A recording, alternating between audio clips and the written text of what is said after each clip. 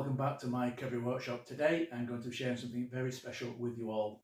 I'm going to be sharing with you Priya's new spice blends, produced in collaboration with Derbydave.shop and Spice Emporium. So today I'm going to cook for you using Priya's new spice blends, Samosa.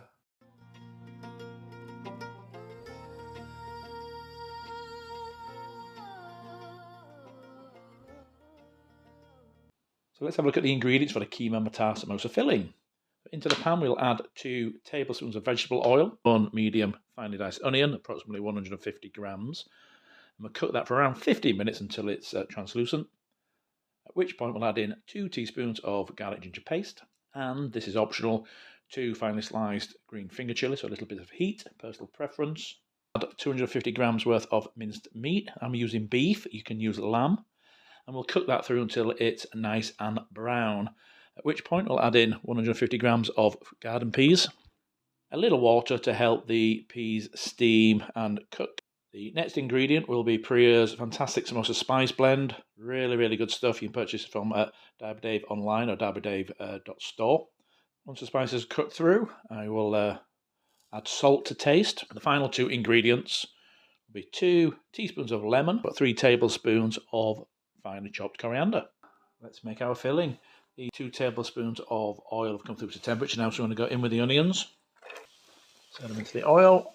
Then we're going to cook through those onions for approximately 15 minutes until they're translucent. The onions have been cooking for around 10 to 15 minutes now. They're starting to go slightly golden around the edges, so it's time to go in with the garlic and ginger paste. So we're going to have 2 teaspoons. In we go.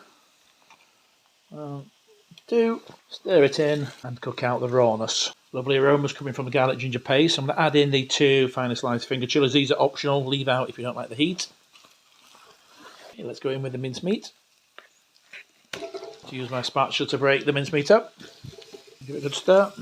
Now cook this on a medium temperature until the mincemeat has cooked through and it should be nice and dark brown. The mincemeat's been cooking now for around 15 minutes. As you can see, it's turned nice and brown. And at this point, we're going to go in with the 150 grams of garden peas.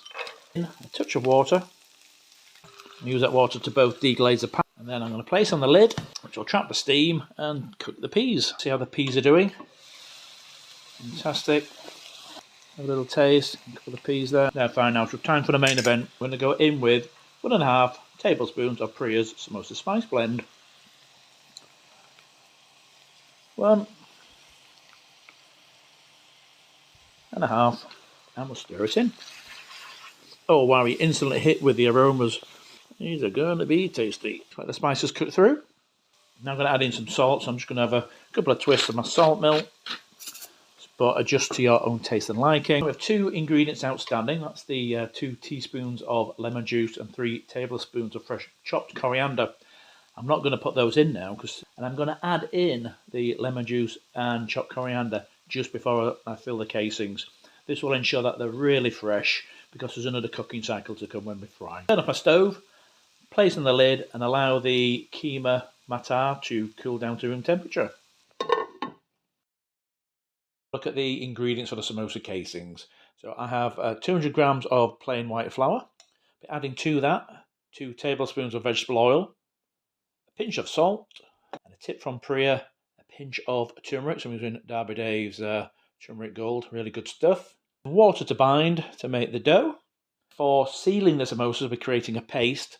So I'm using 3 tablespoons, again, of plain white flour. And I'll mix in some water as needed to make a nice thick paste. Right, let's make some samosa casings. So into the bowl, I'm going to sift in the 200 grams of flour. Next up, I'm going to add in some salt, so just pinch 2 turns of my salt mill. Ingredient, which is a tip from Priya, is a little bit of turmeric. So I'm just using my smallish measure, so that's 1/8 of a teaspoon, and I've just got about half of that in there. Then in with the 2 tablespoons of oil. 2. We're now going to combine the ingredients. I'm using my fingertips. I'm going to rub through the salt, rub through the oil, to create a lovely sandy texture. Really important to work the oil in. The oil, chatting to Priya, helps to create little blisters on the surface of the samosa. So I'm happy with the mixing of the flour. So at this point we're going to gradually add in some water to combine the flour to make a smooth dough. Do this a little at a time, using my fingertips. It's nearly there now, nearly come together. So what you could do now, you can either turn out onto a clean, smooth surface and knead. I'm just going to knead in my bowl. I'm going to knead for 3 or 4 minutes just to bring the dough together.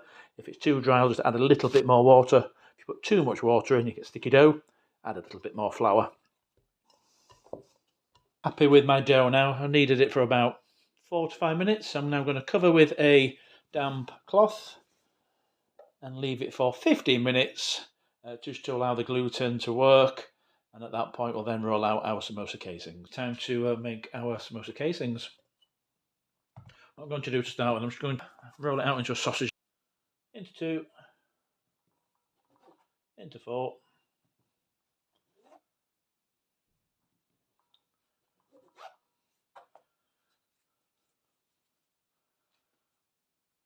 Start the process of rolling out the casings. Go, turning as we go. I'm not the best at rolling. I do find the Indian rolling pins much better to use than the standard ones. The tapered, it allows you to roll around. So what we're looking for is a nice thin casing. Happy with that. Let's have a quick look. Very nice. Dough off and set that to one side. I'll repeat the process for the other samosa casings. So my second casing is just about done. Not the perfect shape, so what I'm going to do, I'm just going to show you the little tip I got from Priya. So this is a little side plate. Place it on. Take a knife. And trim around. It should give us an almost perfect samosa casing. That's nice and thin as well. Happy with that. The last task to finish off the casings is to dry fry them for around 10 to 15 seconds. In with the first casing, about 15 seconds, and then out it comes. It's nice, help to firm up the casing. That's our 4 casings. What I'm going to do, cut them in half. That'll give us our 8 samosa casings. So we'll be sealing the samosas with a little bit of paste. So that's 3 tablespoons of flour in a little bit of water. And stir. And a little more water. Keep stirring until the paste is smooth. Happy with that? Okay, let's fill our samosa casings with our Keema Matar. I've held back 2 ingredients. I'm going to add those in now. That's 3 tablespoons of coriander and 2 teaspoons of lemon juice. First of all, I'll just demonstrate the process for folding the samosa. So we'll be applying paste here to the middle. We'll then bring it up the left-hand corner, applying paste. Bringing the bottom corners up to meet. Overlap.